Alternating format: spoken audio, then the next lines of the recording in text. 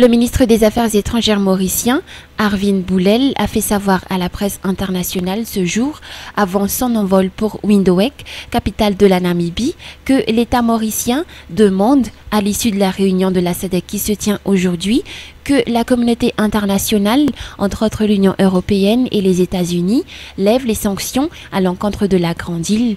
Par la même occasion, il demande également à l'OIF et aux autres communautés internationales de venir en aide à Madagascar dans la tenue des prochaines élections qui sont le dernier rempart de la Grande Île pour sortir de la crise. Cette information a été tirée d'une entrevue de ce haut responsable mauricien avec la presse étrangère ce jour.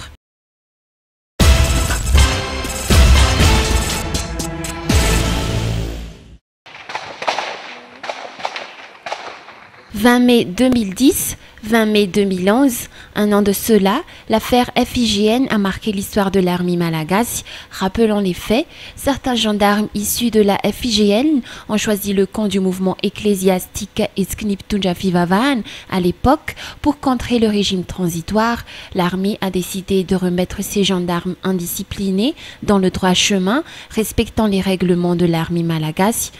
Un culte pour rendre hommage à un gendarme qui a perdu la vie dans cet événement a été tenu, suivi d'une cérémonie de dépôt de gerbes sur les lieux où ce gendarme en pleine activité a donné sa vie. Un an après cet événement, la FIS attend encore l'évolution des enquêtes réalisées concernant cette affaire.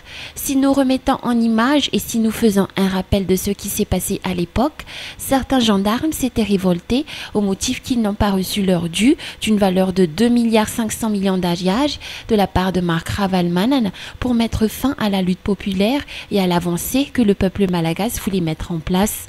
À cet effet, ils ont fait appel au mouvement ecclésiastique Isknip Tunjafivavan pour renforcer leur rébellion. Ces derniers étaient venus sur les lieux comme prévu, accompagnés des partisans des trois mouvances qui à cette époque constituaient l'opposition. Ces faits ont marqué l'événement du 20 mai qui s'était déroulé à la FIGN. Pour remettre dans l'ordre ces gendarmes indisciplinés, des échanges de tirs ont eu lieu pendant plusieurs heures. Certains civils ont refusé de déserter les lieux, ce qui les a blessés. Ramarsoma Fali Auguste, élément de la FIS, a perdu la vie. Un hommage lui a été rendu ce jour à la chapelle militaire d'Ampaïbé par le corps militaire et par tous ses proches. Le colonel Lilissan n'a pas su cacher son émotion.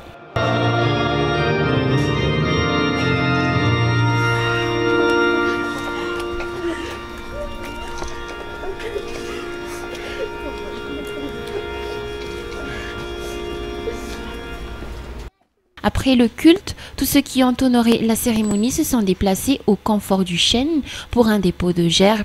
Le colonel Lilisson a pu rappeler les périples qu'ils ont réalisés ensemble du vivant de son fidèle compagnon. Parmi les moments forts qu'ils ont passés ensemble, la prise d'Annalamanage, qui a été un des lieux dangereux car il a été le gîte des bandits à cette époque, ou encore l'apaisement qu'ils ont effectué à Tuléar durant les actes de pillage contre ceux qui n'étaient pas de la région et qui auraient pu se terminer par une guerre d'ethnie.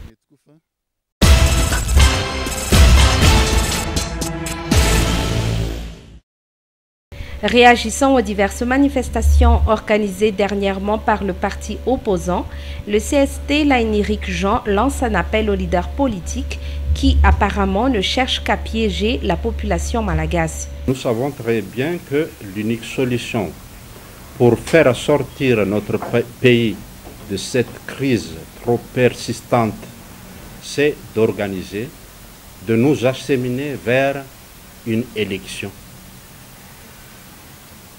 Aussi bien, nous savons très bien que durant toutes les réunions que nous avons faites, que ce soit ici dans notre pays, que ce soit à l'extérieur, le point commun, c'est l'organisation d'une élection libre, transparente dans notre pays qui va s'aboutir vers une reconnaissance internationale.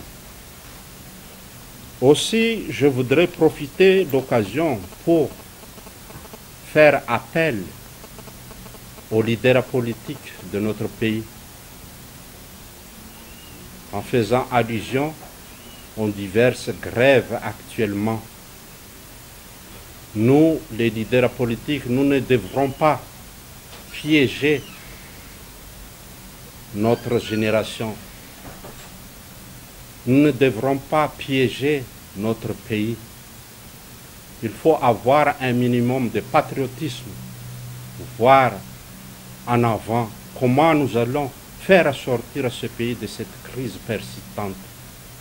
Alors je fais appel à tout le monde, basta, c'est trop, trop c'est trop. Nous devons marquer notre patriotisme, nous allons aller vers les élections pour aboutir à une reconnaissance internationale. Pour ce membre de l'IDR qui va être représenté dans toutes les élections à venir, certains hommes politiques méritent de se reposer au lieu de militer pour des sièges qu'ils ne tiendront plus assez longtemps.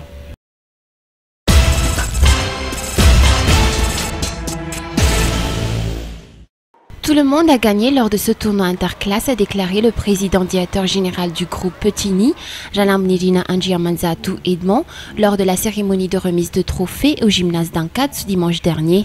Tous les finalistes ont reçu des médailles, outre les coupes pour les équipes gagnantes.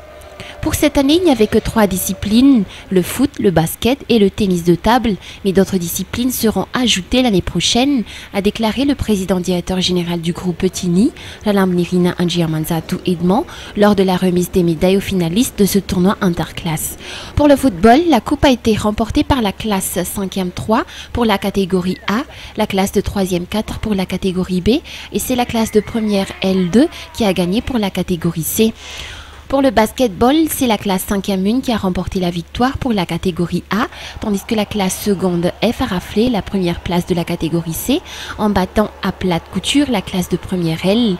Pour la catégorie B, c'est la classe 4e 1 qui a finalement remporté la coupe après de rudes combats avec la classe de 3e 3. La préparation de ce tournoi est le fruit d'une étroite collaboration entre la direction générale et la direction des festivités sportives au sein du groupe Petini, a ajouté le directeur Ejao Biln. C'est pourquoi on a remis aussi une coupe au président directeur général et au directeur général du groupe Petini.